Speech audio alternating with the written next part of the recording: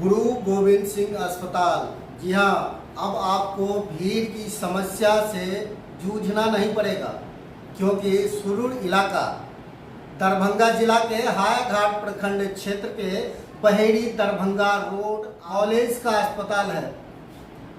Maharshi Dayanand institute of nursing college, जहां बिहार के हर जिला के बच्चे यहां पढ़ाई करते हैं। जो मेडिकल क्षेत्र में जिनकी रुचि है वो यहाँ से डिग्री प्राप्त कर एक मुकाम को हासिल किए हैं। आज हमारे साथ डायरेक्टर हैं और उनसे बात कराएंगे कि महिला जो यहाँ डिलीवरी पेशेंट है और यहाँ पर सफलतापूर्वक डिलीवरी किया गया है, स्वस्थ है। हमें उनसे भी बात किया है मरीज से, और मरीज इस अस्पताल को लेकर क्या कुछ कहा है वो भी सुनवाएंगे आपको। लेकिन मैं एक चीज बताना चाहूँगा, अगर आप दरभंगा मरीज को लेकर जा रहे हैं तो लगातार जो जाम की समस्या है, अभी आरओ ब्रिज का निर्माण होना है, लेकिन जाम की समस्या से तब निजात पाइएगा जब आरओ का निर्माण हो जाएगा। अभी जाम में फंसने की कोई जरूरत नहीं। आप एम्बुलेंस से, टेम्पू से, कैसे भी मरीज को ले जाते हैं और अस्पताल पहुंचने तक एक नई समस्या उत्पन्न हो जाती है। सर, सबसे पहले स्वागत करेंगे आपका हमारे न्यूज चैनल दरभंगा तक में। ये सुरूर इलाके में आपका यह जो कॉलेज है और अस्पताल भी आप चला रहे हैं, और यहाँ जो महिलाएं लोग आ रही हैं, तो कैसे आपको लगा कि कॉलेज के साथ साथ अस्पताल भी यहाँ होनी चाहिए, जिससे आपके स्टूडेंट और लोगों को फ़ायदा मिलेगा? सबसे पहले तो आपके चैनल को धन्यवाद। ये जो आपको अस्पताल है वो इंस्टीट्यूट के गाइडलाइंस में आता है, जो हमारे भारत सरकार का जो Indian nursing council, government of India, भारतीय उपचारिया परिषद नई दिल्ली, अब इसको हमारे प्रधानमंत्री माननीय नरेंद्र मोदी जी के द्वारा जो है, जैसे कि MCI था उसको भी रिप्लेस करके कमीशन बना दिया, नेशनल मेडिकल कमीशन। उसी तरह अब नया कमीशन बनी है नर्सिंग के लिए, नेशनल नर्सिंग मिडवाइफरी कमीशन, जो 2023 होगा पॉलिसी। अब जैसे इम्प्लीमेंट होगा तो आपको जो अभी हमारा जो आधुनिक सुविधा चाहिए आज के डेट में जो हमें सुविधा, तो 1947 का एक्ट था, बहुत ऐसे चेंजिंग्स हैं जो करना है। पहले का पॉपुलेशन कम था, पॉपुलेशन ज़्यादा हो गया है, तो खासकर नेशनल पॉलिसी 2017 बना था, जिसमें गवर्नमेंट ने डिसीजन लिया था जो रूरल, वैसे तो सरकार हो या भारत सरकार हो, पूरे भारतवर्ष में जहाँ भी लोग बसर कर रहे हैं, गुजर बसर कर रहे हैं, उसको मौलिक अधिकार है जो उसको सुविधा उपलब्ध, स्वास्थ्य सुविधा उपलब्ध कराए, शिक्षा सुविधा उपलब्ध कराए, और आपको जो है फूडिंग सुविधा, खाने का, उसका भोजन का व्यवस्था किया जाए। तब है उसमें अपना बिहार थोड़ा फ्लड एरिया है, थोड़ा ज़्यादा नदियाँ हैं, जो बाढ़ आ जाती है तो परेशानी हो जाता है, या नहीं हुआ तो सूखा जाता है। तो इसके लिए हमारे माननीय मुख्यमंत्री जी का काफ़ी सहयोग है, भारत सरकार भी सहयोग है। इस पर विशेष पैकेज भी दिया गया है हर डिपार्टमेंट में, जो ज़्यादा से ज़्यादा आपको हो, लेकिन फोकस सरकार का है जो रूरल को ज़्यादा जोड़ा। हम जो ये इंस्टीट्यूट आपको स्टार्ट किए, हमारा ट्रस्ट का निर्माण जो हुआ Lord Krishna education and charitable trust 2012 में, और हमारा विजन है और हमारा उद्देश्य है, मेरा उद्देश्य यही है कि ज़्यादा से ज़्यादा रूरल एरिया के बच्चे को जो है हम ट्रेनिंग मुहैया कराएं, जो कि हमारे गांव-गांव में एक प्रशिक्षित हो। वैसे तो मेरा सपना है, मेरा नहीं है, मेरा ईगो नहीं है, हमारा है जो हर परिवार से एक बच्चा हमारे यहाँ से जुड़े और वो ट्रेनिंग ले। आज जो हमारे विश्व में, पूरे भारतवर्ष में जो ग्लोबलाइजेशन हो रहा है, जनसंख्या का वृद्धि हो रहा है, तो ट्रीटमेंट्स में काफ़ी परेशानी आ रहा है। सरकार की सुविधा है, डिस्ट्रिक्ट लेवल पे है, डिस्ट्रिक्ट में डिस्ट्रिक्ट हॉस्पिटल है, CSC है, PSC है, प्राथमिक स्वास्थ्य केंद्र है, सामुदायिक स्वास्थ्य केंद्र है, प्लस दरभंगा मेडिकल कॉलेज है। खासकर हमारे दरभंगा में तो बहुत पुरानी मेडिकल कॉलेज है, जिसको माननीय मुख्यमंत्री जी जो है सुपर स्पेशलिस्ट करके 2500 बेड कर दिए हैं, और उनका ड्रीम सपना है जो PMCH को 5000 बेड करने जा रहे हैं। तो कोरोना तो हम लोग अभी भूले भी नहीं हैं, और कोई ना कोई डिजीज़ तो आता ही रहता है। उसका कारण है जो हम लोग फिजिकल वर्क ख़त्म कर दिए हैं, हम लोग आपको जैविक खाना नहीं खा रहे हैं, सब जो है स्व उत्पाद हमको ज़्यादा चाहिए। जैसे जैसे जनसंख्या की वृद्धि हो रही है तो हमको तो सबको खाना बराबरी चाहिए, दवा बराबरी चाहिए, लेकिन सबका इच्छा है जो एसी में ही बैठे रहे। किसान कहता है जो हमारे अन्नदाता है, रियलिटी में अन्नदाता है, और फसल को तैयार होने में कोई भी, चाहे गेहूँ हो या चावल हो, उसका जो प्रोसेसिंग तैयार होने में 6 महीना लग जाता है। लेकिन अभी भी हमारा भारत सोने का चिड़िया है, था, रहेगा। एक चीज़ बताइए सर जी, आपने सुदूर इलाका की बात की और सुदूर इलाका में डेवलपमेंट की भी बात कर रहे हैं। जी, देखा जा रहा है कि कई ऐसे क्लिनिक चलाए जा रहे हैं, कई डॉक्टर ओपीडी चला रहे हैं, लेकिन जांच के लिए मरीजों को बाजार ही जाना पड़ता है, मार्केट जाना पड़ता है। और यहाँ हमने देखा है कि आपके द्वारा लैब की भी व्यवस्था है। जी, जी। इस पे क्या प्रतिक्रिया? हाँ, मेरा जो लैब का व्यवस्था है, सबसे पहले तो ये हम अपने कॉलेज का जो मेरा प्रोटोकॉल है, जो बच्चे पैथोलॉजी सीखे, उसमें जितने भी जांच और जितने भी हमारे पार्ट हैं, सबका सहयोग है, चाहे वो प्रैक्टिशनर हो या डॉक्टर्स हो या नर्सेज हो, सब एक दूसरे का पार्ट है। एक प्राथमिक स्वास्थ्य केंद्र का ही उतना ही भूमिका है जितना एक मेडिकल कॉलेज का है। तो जांच की सुविधा नहीं है तो वो हम फ्री ऑफ कॉस्ट दिए हुए हैं। उसमें सीबीसी है, केएफटी है, एलएफटी है, लिक्विड प्रोफाइल है, सोडियम पोटासियम है। मेरे लेवल से जितना हो रहा है, हम अपने ट्रस्ट के तरफ से जनता को सेवा दे रहे हैं। जांच का जो सुविधा हम दिए हुए हैं, पूरे मंथ का जो 4 संडे है वो फ्री ऑफ कॉस्ट है, क्योंकि अब चैरिटी है तो कुछ तो शुल्क आना चाहिए, क्योंकि मेंटेनेंस खर्चा है, कंपनी की केमिकल्स है, मशीन है, मैन पावर है।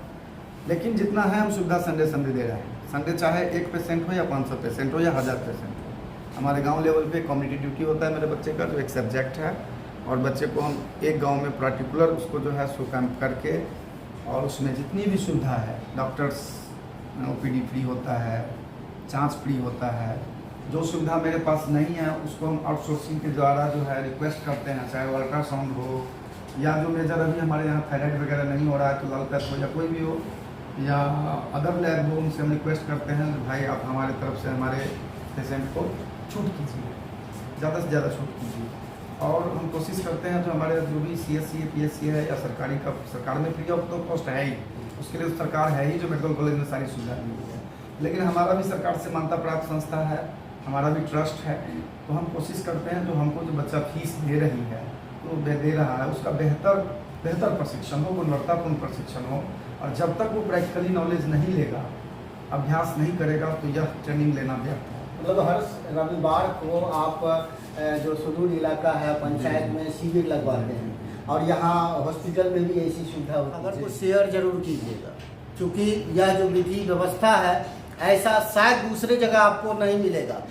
और बता दूं, जैसा कि सर ने बताया है कि रविवार को अलग अलग पंचायत में पूरे ये जो कॉलेज है उसकी पूरी टीम शिविर लगाकर जांच मुक्त होता है, ओपीडी मुक्त होता है। अगर उस दिन आप आनंदपुर स्थित इस अस्पताल में, गुरु गोविंद सिंह अस्पताल में आते हैं तो सारा चीज फ्री है।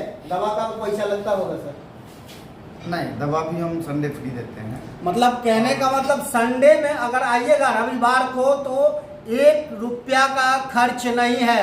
आप के बगल में कोई बीमार है तो उनको भी बताने की जिम्मेदारी आपकी है। शेयर कीजिए ताकि जो लोग पैसे के बिना इलाज के लिए मर रहे हैं वो जरूर इस खबर को देखें। और आनंदपुर में जो गुरु गोविंद सिंह अस्पताल है, जो कॉलेज परिसर में Maharshi Dayanand institute of nursing college में, वहां आके आप इलाज करवा सकते हैं। एक चीज़ बताइए सर कि यहाँ अपने अस्पताल में क्या क्या इलाज होती है? देखिए, अभी हम, मेरा जो गवर्नमेंट का नॉर्म्स है उसके अकॉर्डिंग हम आपको बहेड़ी में 100 बेड का दिए हैं, जो गुरु Govind Singh institute of medical science के नाम से हमारे चैरिटी के अंदर है, Lord Krishna education charitable trust के अंतर्गत है। इसमें हम 5 डिपार्टमेंट किए हैं, 5 विभाग को हम चालू किए हैं। एक तो मेरा विभाग है आपको हड्डी रोग विशेषज्ञ हड्डी विभाग, इसके बाद दूसरा हम दिए हैं प्रसूति विभाग, महिला विभाग, दूसरा हम दिए हैं आपको मेडिसिन विभाग, और इसके बाद हम चाइल्ड का भी है। चाइल्ड में अभी हमने NICU वगैरह नहीं चालू किए हैं, उसके लिए हम रेफर कर देते हैं DMCH को।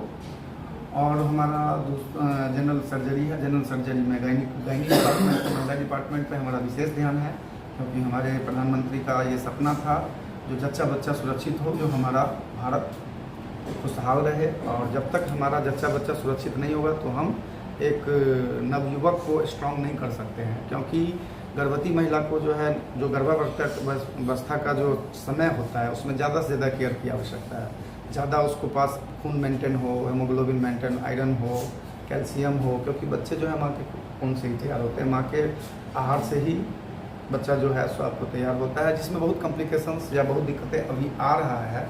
जैसे कि अभी जो हम ऑपरेशन किए जो NI पड़ता है आपको हायाघाट ब्लॉक के अंदर में, इसका नाम रोजीदा खातून है और इसको होमोग्लोबिन आपको 5 ग्राम था।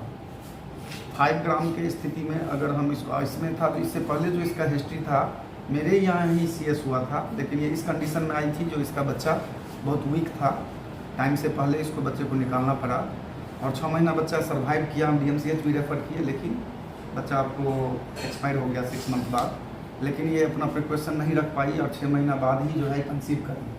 तो उस कंडीशन में क्या होता है, जो ये 9 मंथ जाते जाते जो है चांसेस होता है जो यूटरस फटने का चांसेस रहता है, काफ़ी ब्लीडिंग होगा और विशेष केयर की। तो 9 मंथ हम पूरा केयर टाइम पूरा हुआ, आपको 37 वीक क्रॉस किया, हम इसको CS प्लान करके ले लिए। और साथ के साथ जो है हमारे जो बच्चे या हम जो ब्लड कैंप करते हैं उसका जो ब्लड जमा होता है तो ज़रूरत पड़ने पे हम आम जनता को भी फ्री दिए हुए हैं और हमारे अस्पताल को भी ज़रूरत होता है तो हम आपको डिमांड करते हैं। जो उसका शुल्क बनता है 500 रुपया, वो हम आपको DMCH को प्रोवाइड करते हैं और 1 यूनिट ब्लड जो है ला करके इसको जो है सो चढ़ाया गया है, जो हमारे संस्था की तरफ से दिया गया, कोई शुल्क नहीं दिया गया है।